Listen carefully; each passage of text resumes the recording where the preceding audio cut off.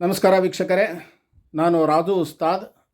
ನೇರ ಹೊಡೆತ ಹೆಸರಿನ ಸಮೂಹ ಜಾಲತಾಣಕ್ಕೆ ನಿಮಗೆ ಸ್ವಾಗತ. ನಾನೀಗ ಜಾನಪದ ತಜ್ಞ, ಸಾಹಿತಿ, ವಿದ್ವಾಂಸ, ಪ್ರಖರ ಚಿಂತಕ, ಇತಿಹಾಸಜ್ಞ ಡಾಕ್ಟರ್ ಬಸವರಾಜ್ ಜಗಜಂಪಿಯವರ ಸಂದರ್ಶನ ಮಾಡಲಿದ್ದಾನೆ.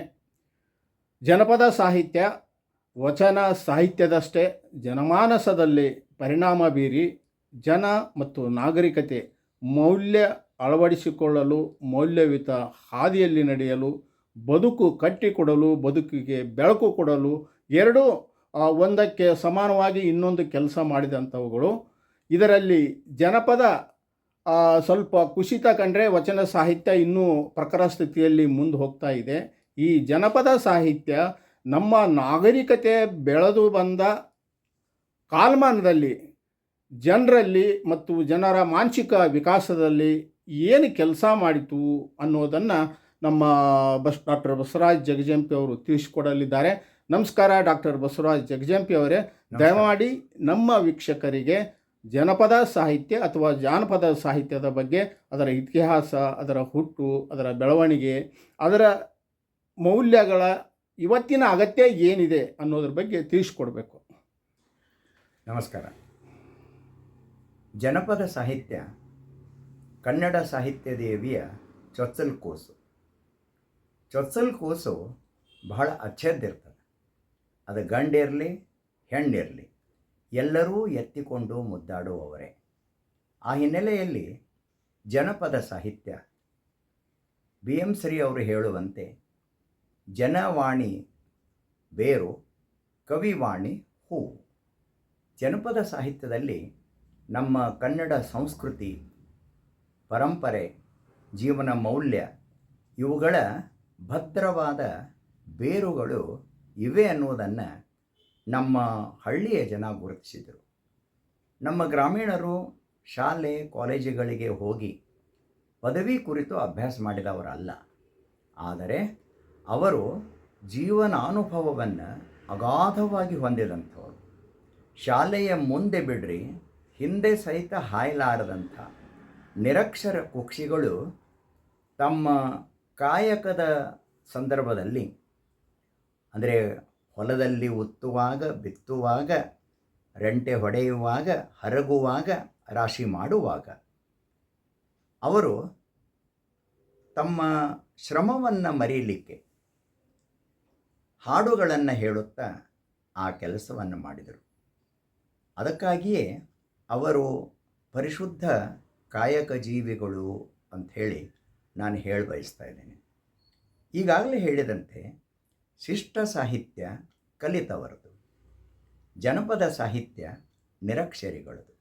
ಆದರೆ ಈ ಸಾಹಿತ್ಯ ಅಬಾಲವೃದ್ಧರಿಗೆಲ್ಲರಿಗೂ, ಬಡವ ಶ್ರೀಮಂತರೆಲ್ಲರಿಗೂ ಯಾವುದೇ ಭೇದ ಭಾವವಿಲ್ಲದೆ ನನ್ನದು, ನಮ್ಮದು, ನಮ್ಮ ಸಂಸ್ಕೃತಿಯ ಬಹುದೊಡ್ಡ ಮೌಲ್ಯಗಳ ಪ್ರಚಾರಕರಾಗಿ, ಪ್ರಸಾರಕರಾಗಿ ಬಹಳ ದೊಡ್ಡ ಕೆಲಸವನ್ನು ಮಾಡಿದೆ ಅನ್ನುವುದನ್ನು ನಾವು ತಿಳಿದುಕೊಂಡು ಆ ಸಾಹಿತ್ಯದ ಬಗ್ಗೆ ಬೇರೆ ಬೇರೆ ಆಯಾಮಗಳಿದ್ದ ಕೆಲವು ಸಂಗತಿಗಳನ್ನು ನಾವೀಗ ನೋಡೋಣ. ಮಾನವ ಜೀವಿಯಷ್ಟೇ ಜನಪದ ಸಾಹಿತ್ಯ ಹಳೆಯದು. ಅದಕ್ಕೆ ಲಿಖಿತವಾದ ಇತಿಹಾಸ ಯಾವುದೂ ಇಲ್ಲ.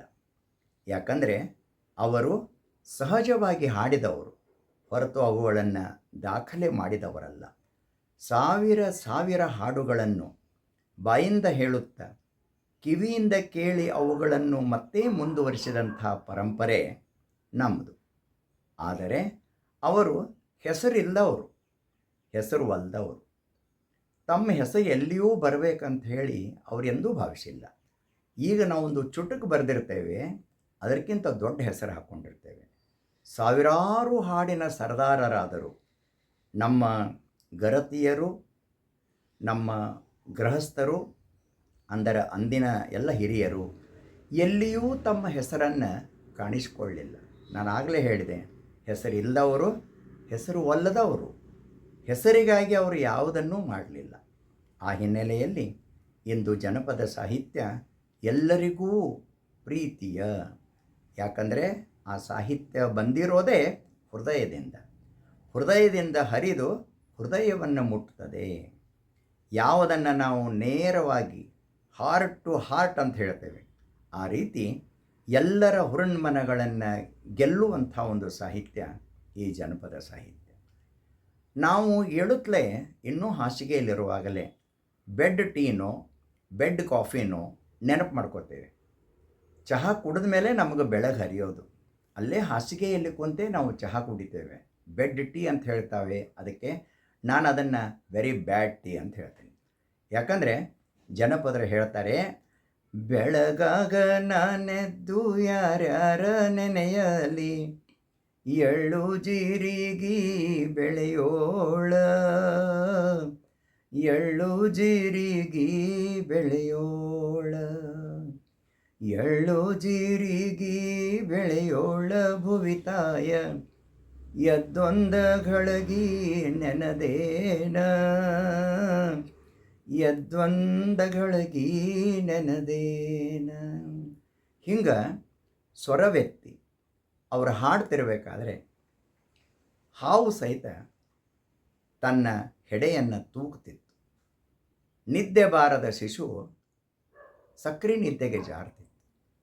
ಕೆಲಸ ಮಾಡುವಂಥ ರೈತರು ತಮ್ಮ ಪರಿಶ್ರಮವನ್ನು ಮರೆತು ಆ ಭೂಮಿ ತಾಯಿಯ ಧ್ಯಾನವನ್ನು ಮಾಡ್ತಿದ್ರು. ಯಾಕಂದ್ರೆ ಎಳ್ಳು ಜೀರಿಗೆ ಬೆಳೆದು ಕೊಡುವಂಥ ಭೂಮಿ ತಾಯಿಯಾಗಿ. ಎಳ್ಳು ಜೀರಿಗೆ ಅಂತ ಯಾಕಂದರು, ಎಳ್ಳು ಸತ್ತಾಗ, ಜೀರಿಗೆ ಹುಟ್ಟುವಾಗ. ಈಗ ಪ್ರಸವ ನಮ್ಮಲ್ಲಿ ಬೇಗ ಆಗದಿದ್ದರೆ ನಮ್ಮ ಜಾನಪದ ವೈದ್ಯರು ಜೀರಿಗೆಯನ್ನು ಕೊಟ್ಟು ನೀರು ಕುಡಿಸ್ತಿದ್ರು ಆ ತಾಯಿಗೆ. ಸುಖವಾದ ಪ್ರಸವವಾಗಿಬಿಡ್ತಿತ್ತು, ನಿರಾಯಾಸವಾಗಿ ಆ ಪ್ರಸವ ನಡೀತಿತ್ತು.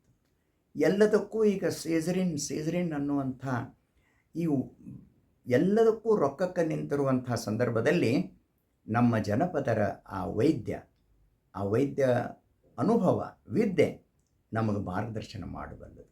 ಅದಕ್ಕಾಗಿ ಎಳ್ಳು ಜೀರಿಗೆ ಬೆಳೆದು ಕೊಡುವಂಥ ಭೂಮಿ ತಾಯಿಯನ್ನು ಎದ್ದು ಒಂದು ಗಳಿಗೆ ನೆನದೇನ ಒಂದು ಕ್ಷಣ ಮುಂದೆ ತನ್ನ ಕೆಲಸಕ್ಕೆ ಹತ್ತಿಬಿಡ್ತಿದ್ಲು. ಒಂದು ವೇಳೆ ಯಾವುದೇ ಗುಡಿಗೆ ಹೋಗ್ಬೇಕಂದ್ರೆ ಆಕೆಗೆ ಸಮಯ ಇಲ್ಲ. ಯಾಕಂದರೆ ಆಕೆ ಕಾಯಕ ಜೀವಿ, ಕೆಲಸ ಜೀವಿ. ಅದಕ್ಕೆ ದೇವ್ರಿಗೆ ಸಹಿತ ಆಕೆ ಹೇಳ್ತಾಳೆ, ಹೊತ್ತು ಮುಳುಗಿದರೇನು ಕತ್ತಲಾದರೇನು, ತಪ್ಪದಲೇ ಬರುವೇನು ಸಂಗಯ್ಯ, ತಪ್ಪದಲೇ ಬರುವೇನು ನಿನ ಗುಡಿಗೆ ಸಂಗಯ್ಯ, ನಿನ ಮುತ್ತಿನ ಬಾಗಿಲ ತೆರೆದೀಡೋ. ದೇವ್ರಿಗೆ ಹೇಳ್ತಾಳೆ ಅವಳು, ನಾ ಬರೋ ತನಕ ಬಾಗಿಲ ಹಾಕಬೇಡ, ಪೂಜಾರಿ ಹಾಕುವಂಥ ಸಾಧ್ಯತೆ ಇರ್ತದ, ನೀ ಅದನ್ನು ತಡಿ. ದೇವ್ರ ಜೊತೆಗೆ ಮಾತಾಡ್ತಿದ್ರು ಆ ಜನಪದರು. ಯಾಕೆ ಮತ್ತೆ ಮತ್ತೆ ಹೇಳ್ತೇನೆ, ಕಾಯಕ ಜೀವಿಗಳು. ಅಲ್ಲಿ ಪೂಜಾರಿ ಅನ್ನುವಂಥ ಮಧ್ಯಸ್ಥಿಕೆ ಇಲ್ಲವೇ ಇಲ್ಲ. ಭಕ್ತರಿಗೂ ದೇವರಿಗೂ ಆ ಅವಿನಾಭಾವ ಸಂಬಂಧ, ಅದು ಸಹಿತ ಹಾರ್ಟ್ ಟು ಹಾರ್ಟ್.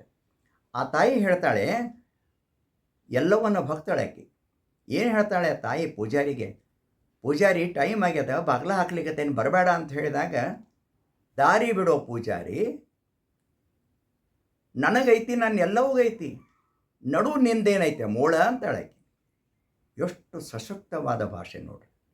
ದಾರಿ ಬಿಡೋ ಪೂಜಾರಿ, ನನಗೈತಿ, ನನ್ನೆಲ್ಲವೂಗೈತಿ, ನಡು ನಿಂದೇನೈತಿ. ಇಂಥ ಧಾರ್ಷ್ಟ್ಯ, ಧೈರ್ಯ ಎದರಿಂದ ಬಂತು ಅಂತಂದರೆ, ಆಕೆ ಯಾವುದನ್ನೂ ಬಯಸಲಾರ್ದಂತೆ. ಆಕೆಗೆ ಹೆಸರು ಬೇಡ, ಏನೂ ಬೇಡ. ಯಾಕಂದರೆ ಹೆಸರು ಎಲ್ಲಿಗೆ ಆರಂಭದಲ್ಲಿ ಅಷ್ಟೇ, ಉಸಿರು ಹೋದ್ಮೇಲೆ ಮುಗಿದು ಹೋತು. ಅದಕ್ಕಾಗಿ ಆಕೆ ಎಲ್ಲವನ್ನು ಅರಿತು ಅಗಾಧವಾದ ಅನುಭವವನ್ನು ಮಾಡಿಕೊಂಡಂಥ ಆಕೆ.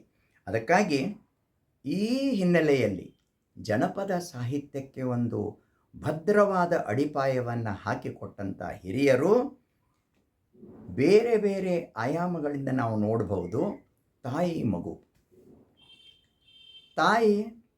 ತಾಯಿ ಅನ್ನಿಸ್ಕೋಬೇಕಾದ್ರೆ ಆಕೆಗೆ ಮಕ್ಕಳು ಬೇಕೇ ಬೇಕು. ನಮ್ಮ ಹಳ್ಳಿಗಳಲ್ಲಿ ಮೊದಲಿನ ಕಾಲದಲ್ಲಿ ಮದುವೆಯಾಗಿ ಕೆಲವೇ ತಿಂಗಳು ಕಳೆದ್ರೊಳಗೆ ಏನು ಸುದ್ದಿ ಅಂತ ಕೇಳ್ತಿದ್ರು, ಏನು ವಿಶೇಷ ಅಂತಿದ್ರು. ಅಂದರೆ ಹೆಣ್ಮಕ್ಕಳು ಸುದ್ದಿ ಮಾಡಬೇಕು ಅವಾಗ. ಸುದ್ದಿ ಅಂದರೆ ಅದರದ್ರಿ, ಹೊಟ್ಲೆದಾಳ, ಬಸವಂತೆದಾಳ, ಇಷ್ಟು ತಿಂಗಳಾಗ್ಯಾವ, ಅಂದ್ರೆ ಆಕಿದು ಅದೇನು ಆ ವೈಭವ, ಆ ಸಂಭ್ರಮ, ಸಡಗರ ನೋಡ್ಬೇಕು. ಲೇಟ್ ಆದಂಗೆ ಆಕಿಗೆ ಚಿಂತೆ ಶುರು ಆಕಿತ್ತು. ಅದಕ್ಕೆ ಆಕೆ ಹೇಳ್ತಾಳೆ, ಶಿವನೇ ಮುಂಜಾನೆ ಕೊಟ್ಟ ಸಂಜೆ ಮುಂದೆ ಕಸಗೋ, ನನಗೊಂದು ಕೂಸು ಕೊಡು. ಯಾಕೆ? ನಾನು ಬಂಜೆ ಎಂಬ ಹರಲಿ ಹೊರಲಾರೆ. ಆ ಬಂಜೆ ಅನ್ನುವಂಥ ಆ ಶಬ್ದ ಏನದ ಆಕೆಗೆ ಅಸಹನೀಯವಾದಂಥದ್ದು. ನನಗೆ ತಾಯಿ ಅನಿಸ್ಕೋಬೇಕು. ಅದಕ್ಕಾಗಿ ನಾವು ಒಮ್ಮೊಮ್ಮೆ ಅನ್ನಿಸ್ತದ, ನಾವು ಸುದ್ದಿ ಯಾಕೆ ಮಾಡಬೇಕು, ಮಕ್ಕಳನ್ನ ಯಾಕೆ ಹಡಿಬೇಕು ಅಂದ್ರೆ ಮಂದಿ ಸಲುವಾಗಿರ ನಾವು ಒಮ್ಮೊಮ್ಮೆ ಹಡಿಬೇಕಾಕತಿ. ಮೊದಲಿನ ಮಂದಿ ಆ ರೀತಿ ಇದ್ದರೆ ಅವರು ಎಷ್ಟು ಆ ಮಕ್ಕಳ ಬಗ್ಗೆ ಪ್ರೀತಿ ಅಂದರೆ ಹಡಿಯೋದು ಕೈಲೇ ಹಡಿದು ಬಿಡ್ತಿದ್ರು ಅವರು. ಒಂದರ ಹೆಸರು ಇನ್ನೊಂದು ಗೊತ್ತಿರೋದಿಲ್ಲ ರೀ. ಎಷ್ಟನೇ ನಂಬರ್ ಅಂತ ಹೇಳ್ತಿದ್ರು. ಇವನು ಬೆನ್ನ ಮೇಗಿನ ಆಕಿ ಬೆನ್ನ ಮೇಗಿನವ, ಅವಾಗ ಹುಟ್ಟಿದ್ದ ಹೀಗೆಲ್ಲ ಹೇಳ್ತಾರಲ್ಲಿ. ಹೆಸರು, ಡೇಟು, ಬರ್ತ್ಡೇ ಇಂಥವು ಯಾವರ ಸೆಲೆಬ್ರೇಷನ್ ಇದ್ದು ಏನು, ನಾ ಅಂದು ಇಂದು ಎರಡೂ ಇಲ್ಲ, ಅಲ್ಲಲ್ಲೇ ನಾ ತೂಗಿ ಹೇಳ್ತೇನೆ ಇಲ್ಲಿ. ಅದಕ್ಕಾಗಿ ಈಗೇನಾಗ್ಯದ, ಇರೋವ 1 2 ಇರ್ತಾವೆ. ಎಣಿಸ್ ಹಡಿತಾರೆ, ಎಣಿಸ್ ಬಡಿತಾರೆ. ಭಾಳ ಶಾಣೆ ಮಂದಿರಿಗಿನ್ನವರು. ಒಂದು ಹಡ್ದು ಎರಡನೇದಂದ್ರೆ ಅವ್ರಿಗೆ ಸಾಕು. ಈಗಂತೂ 1 ಬೇಕು, 1 ಸಾಕು.